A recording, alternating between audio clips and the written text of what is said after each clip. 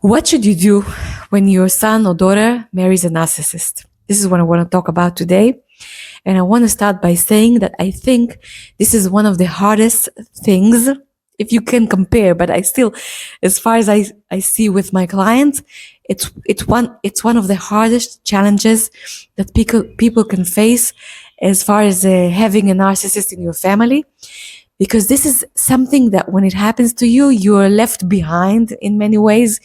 You don't have control over the situations in almost any way. Your son or daughter or whatever found this person that they fell in love with, and you had to accept this as it is. And even, I mean, many parents know that when they have something to say about the choice for a spouse that their daughter or son brings home, then the kid does the contrary. So, and when the relationship is with a narcissist, it's even more extreme, because a narcissist actually what it does is gets control over your child and brings everything close to his chest, and has to have this manipulation of the spouse, your daughter or child, under his control. So you're even more helpless than in other situations, and you just had to accept it. And what does do to you many times is make you really feel hopeless, anxious, depressed, and I've seen all of that in my clinic, and the experience is very, very extreme. There are times when one parent feels better and he helps the other, and many times it turns around at different situations or whatever, and your other children also, they can help and they can be part of the difficulty, and there's no way to know where things are going to go. But the first point I want to mention here is give you just let you understand that this is a very hard experience. And yes, you're allowed to break down. You're allowed to say, why do I deserve this? You're allowed to look up or whatever, at whatever it is that you believe in, and tell yourself that this is a very hard experience, and I'm allowed to cry. I'm allowed to be upset. This child that I brought up, that was very important to me in many ways, that is a good person many times, that is sensitive and caring, has fell into this trap.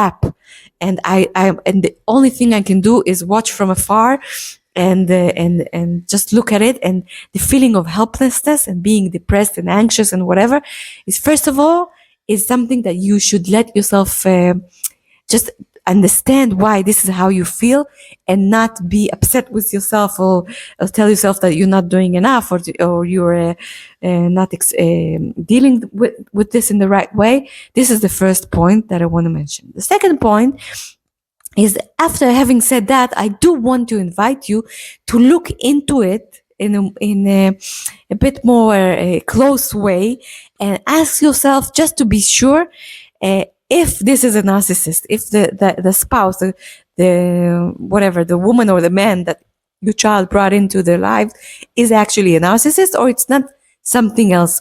Why is that so important? Because it has to do with the way we react and the way we feel about it and the way we're going to be about this whole situation. And that is a question that I invite you to ask yourself.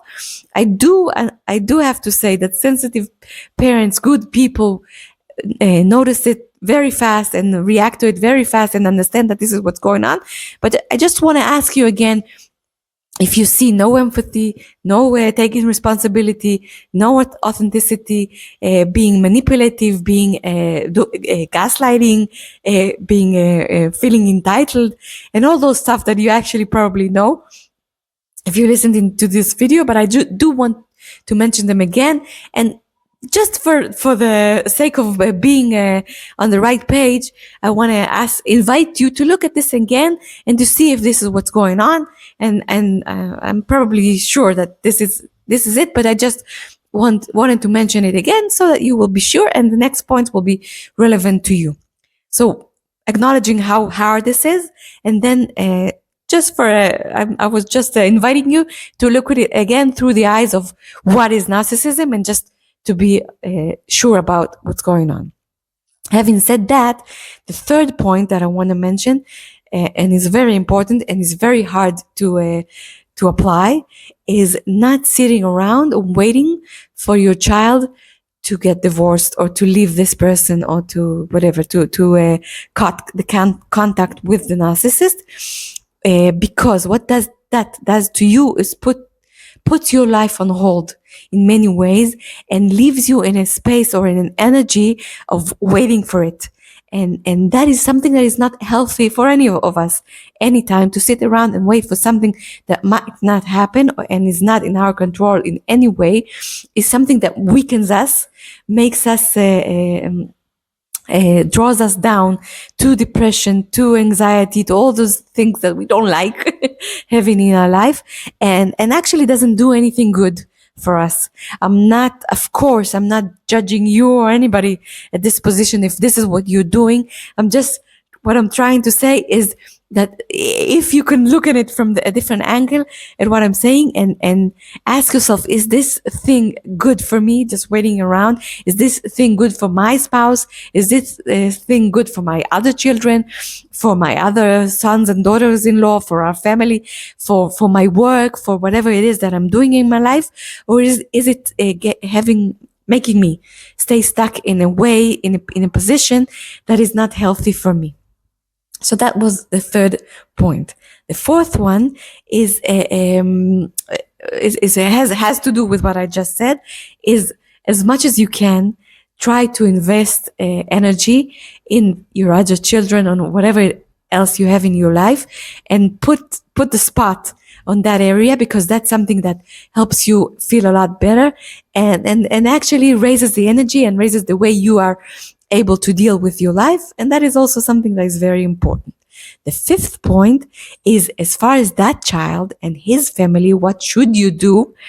And I think, first of all, continuing with your life and just letting him know in a certain way that life goes on, that the family is okay, that you're thinking about him once in a while, not in a way that is trying to influence him, trying to send him videos through a third party about being married to a narcissist or whatever it is. No, not in that way. Just in a certain way that in the back of his mind or her mind, they know that they still have a family, and they know that if and when they would need you, you're going to be there. It's just that you're not stopping their lives for them.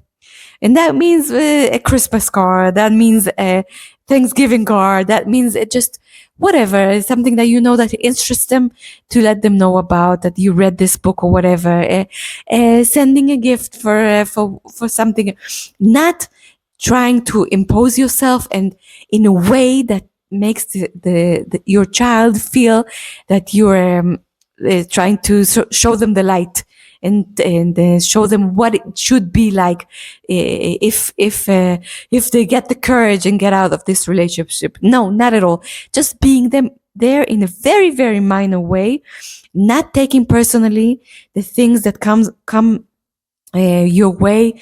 I have a client that his son had a baby and told her about it 2 or 3 weeks later, which is awful. There's no other way to describe this, but knowing that it's not him, it's the spouse, and the fact that this is the influence, and being able to still send a present and saying something nice in the card that is added to the present is very difficult. But still, that shows that son or daughter that you're still in their lives, and that you're not taking it personally. It's not that you're not insulted, you are, and you're upset, but you're still here. You're the parents, and you're still here, and you're not giving them the other cheek. No, you're taking care of yourself. But still, you had a new grandchild born. You send the card. You did not ask to come. You did not impose yourself. You did not cry. No, you just send this little card, and you use the techniques of yellow rocking or gray rocking in a manner that shows to your son or daughter that you're, in a certain way, you're still here. So that was another point.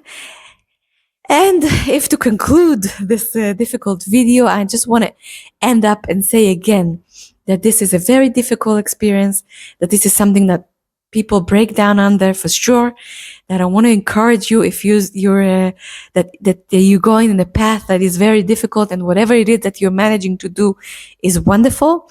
And just I hope that this video and the points that are brought up here will help you in a certain way, and will give you the strength and the energy to be able to be there for yourself, for the family, for this child of yours in a certain way, and be able to smile and as much as you can, and still live your life and not lose it over the fact that this has happened to you.